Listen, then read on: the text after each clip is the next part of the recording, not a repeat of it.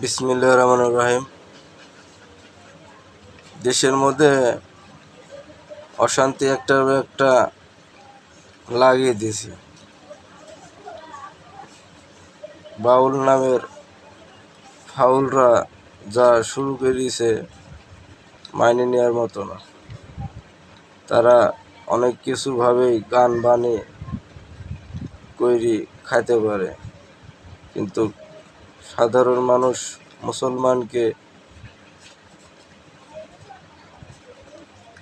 এমন মুসলমানকে বিভ্রান্তির মধ্যে ফেলছে।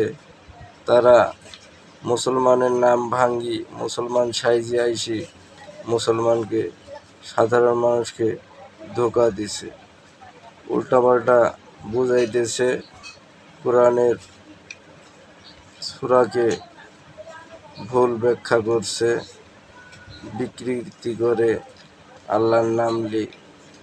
তারা এমন নবীকে লি কূটনীতি করে। তাদের এত সাহস হয়েছে সাধারণ মানুষের মধ্যে ভুল তথ্য ছড়াছে। তার জন্যে আবার তাদের ওই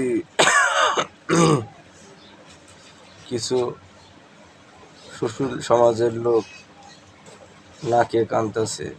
তাদের তো ভোটের দরকার, ভোট না পাইলে তো তারা জিততে পারছে না। তাদের ভোটের জন্যে তারা নবী রাসূল আল্লাহকে যারা কূটনীতি করছে তাদের পক্ষে নিয়ে তারা বাউলের পক্ষে যাচ্ছে, আলেম সমাজের পক্ষে যাচ্ছে না।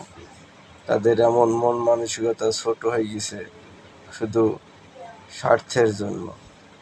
আল্লাহ তাআলা এদের সবাইকে সঠিক বুঝ দান করুন, যেন সঠিক বুঝটা বুঝতে পারে। বাংলাদেশের ইসলাম প্রিয় মানুষ মুসলমান অনেক বেশি আছে। তাদের সাথে ভালো সম্পর্ক, ভালো কিছু না শিখি তাদেরকে খারাপ কিছু তথ্য ছড়িয়ে দিই, বাংলাদেশে অস্থিরতা তৈরি করতেছে।